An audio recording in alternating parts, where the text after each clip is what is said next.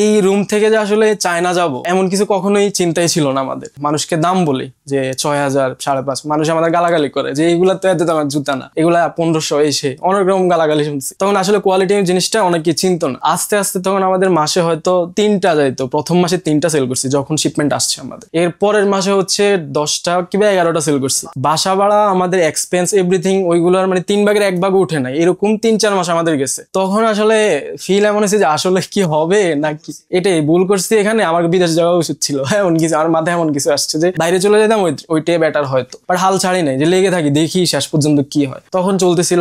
এরপর আস্তে আস্তে আস্তে এখন পর্যন্ত মোটামুটি ভালো হয়েছিল আমাদের। এখন মান্থলি 10 থেকে 12 লাখ টাকা মান্থলি সেল থাকে। ফেসবুক ঘাটাঘাটি করতে স্নিকারের যে জিনিসগুলো এইগুলো দেখতে পাই, একটা গ্রুপে ঢুকি যে রিসেলিং স্নিকার বাংলাদেশ, এরকম একটা কিছু। তখন হচ্ছে আমি যে এগুলো পাই আর যে রিসেলিং করতে পারবো কিনা এমন একটা মেসেজ দেয় ওনাদের। তখন ওনারা আমাদের গ্রুপে অ্যাড করে দেয় আমাকে, যে এখানে পিকচার এন্ড সবকিছু প্রোভাইড করবে ওনারা। আমি জাস্ট আমার পেজে অর্ডার নিবো, ওনাদেরকে দিলে ওনারা হচ্ছে এগুলা ডেলিভারি করে দিবে সবকিছু, আমি জাস্ট অর্ডার নিবো। তখন আমি একটা পেজ ক্রিয়েট করি। তখন এই যে ফেসবুক অ্যাডস বা এই সম্পর্কে আমার কোনো ধারণা কিচ্ছু ছিল না। তখন হচ্ছে আমি পেজটা ক্রিয়েট করার পর টুকটাক ছবি দিতে পোস্ট করতাম, কিন্তু তখন রিচ নাই, ফলোয়ার্স নাই, সেল তো আসার কথাই না। তো ওইভাবে করতেছিলাম। তখন আসলে কিছু হইতেছিল না। 2-1টা সেল আসতো, তাও ফ্রেন্ডরা নিত, বন্ধু বান্ধব নিত, বাট মানুষের কাছে পৌঁছাইতে পারিনি আমি। তখন ডিজিটাল মার্কেটিং শেখার ইচ্ছা, মানে অনলাইন থেকে টাকা কিভাবে কামানো যায়। আমি কিন্তু এইগুলো সার্চ করতাম অনেক ইউটিউবে, how to make money online, এই সেই ইউটিউবে সারাদিন দেখতাম। তখন হচ্ছে আমি সিলেট চলে যাই। তো ওইখানে প্রায় 5 মাসের মতো ছিলাম। ওই জায়গায় মোটামুটি যে অনলাইনের দুনিয়া কি কি করা পসিবল, ওইখানে থেকে আসলে বুঝতে পারছি সব। তো ওইখানে থাকা অবস্থায় হচ্ছে আমার এই চয়ন ভাইয়ের সাথে পরিচয় হয়। চয়ন ভাই হচ্ছে আমার বিজনেস পার্টনার, কি যে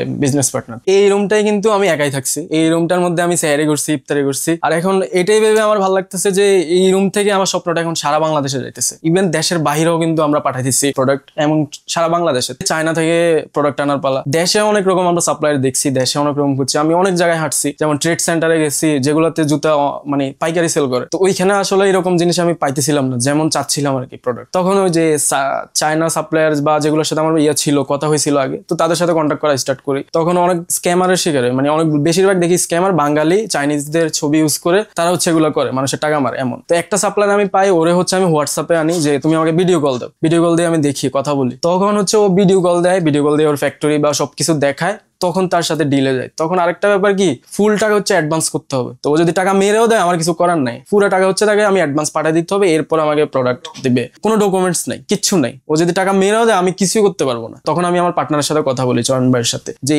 এইভাবে হচ্ছে ফুল টাকা পাঠিয়ে দিতে হবে, কোনো ডকুমেন্টস নাই, কিচ্ছু নাই, এটা কিন্তু টোটাল রিস্ক একটা। তো আমার ফ্যামিলিতেও বলছে, ওনারা বলে তোর যা ভালো লাগে তুই কর, সমস্যা নাই। তখন টাকা ম্যানেজ করি প্রথম শিপমেন্টের, চয়ন ভাই আমাকে হেল্প করে, এবং আমিও কিছু কিছু দিয়ে আমরা মোটামুটি প্রথম শিপমেন্টের টাকা ম্যানেজ করি। ওইটা ছিল 96 জোড়া ছিল টোটাল, 96 ফেয়ার স্নিকার। তখন হচ্ছে প্রথম শিপমেন্টের টাকাটা পাঠাই আমরা, অ্যারাউন্ড সবকিছু মিলাই 2 লাখ টাকা ছিল এটা। তো ওই সময় টাকাটা পাঠাই দেই। পাঠানোর পর আমার মনে হয়েছে যে আল্লাহ জানে কি হইতে পারে, কারণ কোনো ডকুমেন্টস নাই, কিচ্ছু নাই, টাকা মেরে দিলেও কিছু করার নাই। তো ওইটা একটা ইয়ে ছিল। তখন ও আমাদেরকে প্রসেসটা দেখাইতেছিল যে তোমাদের জুতা প্যাকিং হচ্ছে, বা আমাদের যে কার্গো এজেন্ট বাংলাদেশের তাদের লোকেশনে যাইতেছে, সবকিছু পাঠাইতেছিল। তখন একটা বিশ্বাস আসছিল যে হ্যাঁ হয়তো ঠিক আছে। তখন প্রথম শিপমেন্টটা আমরা আনাই আর কি। এরপর হচ্ছে আস্তে আস্তে এখন অনেক বড় বড় শিপমেন্ট আমরা করি। প্রথম শিপমেন্ট যখন আসছে, মানে বক্সের মধ্যে আমি দেখতেছিলাম যে চায়নাতে যে কার্টুন করা হয়েছে ওইখানে আমার নাম দেওয়া, যে হাবিব এই আমার নাম। তখন আমার কাছে আসলে ব্যাপারটা অন্যরকম লাগছে, যে চায়নাতে আমার প্যাকেজিং হয়েছে বক্সের, আমার নাম দেওয়া ওইখানে বক্সের উপরে হাবিব, এমন কিছু। তো এটা অন্যরকম অনুভূতি, আসলে বোঝানোর মতো না। কোন জায়গা থেকে আসলে চায়না থেকে আমি ইম্পোর্ট করতেছি, জিনিসটা একটু ভাবলে অন্যরকম লাগে। যখন আমি এজেন্টদের সাথে কথা বলতাম বা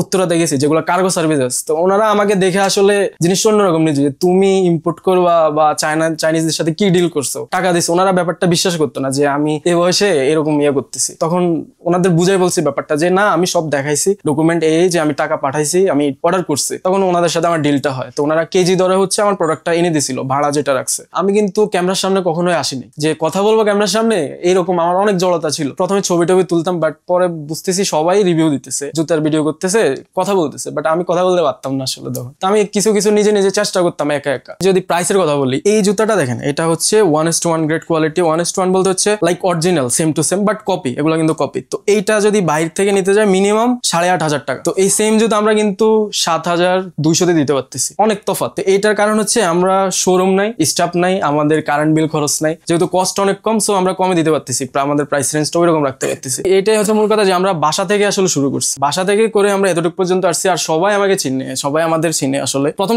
বুঝতো না যে এটা কোনো বাসা, মানুষ ভাবতো যে শোরুম, কারণ আমরা ছবি এমন ভাবে তুলতাম, মানুষ ভাবতো যে শোরুম, বাট ফ্ল্যাট যে কেউ বুঝতো না। বাট পরে এটা ক্লিয়ার করছি যে এটা আসলে ফ্ল্যাট ফ্ল্যাট। অনেকে আমাদের কল দিয়ে আসতো যে শপটা কোথায় এগুলো, বাট আমরা বলতাম ভাই এটা ফ্ল্যাট, এটা কোনো শপ না। আমরা যেহেতু চায়না থেকে ইম্পোর্ট করতেছি, সো চায়নাতে যাওয়াটা মানে খুব ইম্পর্টেন্ট। তো ওইখানে হচ্ছে ফ্যাক্টরির সাথে ডিল করতে হয় এইরকম। তো এখন ইনশাল্লাহ প্ল্যান আছে এই বছরে হয়তো যাওয়ার। ছোটবেলা থেকেই বিদেশে বাহরাইনে আমার থাকা আর কি, ওখান থেকেই পড়ালেখা ওখানেই করি। ছোট থেকেই আমার ইচ্ছা যে একটা বিজনেস করবো বা এরকম কিছু। ওখান থেকেই আর কি হাবিবের সাথে আমার পরিচয় হয়। ওর সাথে যখন পরিচয় হয় আমার দুজনে মিলেই আর কি চিন্তা ভাবনা করি যে কিছু করব। জি, আমার ফুল ফ্যামিলি বিদেশেই ছিল, সেটেল ছিল, আর আমার লং টাইম প্রায় 25 বছর ওখানেই থাকা। ব্যবসা করব বলেই আর কি বিদেশটা ছেড়ে চলে আসা আর কি, বলতে পারেন যে একরকমের রিস্ক আর কি নেওয়া আর কি। আর ওখানে লাইফ তো অ্যাকচুয়ালি অনেক ইজি বলতে পারেন। তো ওখান থেকে দেশে এসে কিছু শুরু করাটাও কিন্তু ইজি ছিল না, অনেক হার্ড বলতে পারেন। এক কথায় সবাই পাগলই বলবে বিদেশ ছেড়ে এসে দেশে এসে কিছু করতেছে। অনেকেই অনেক কথা বলেছে, অনেক কিছুই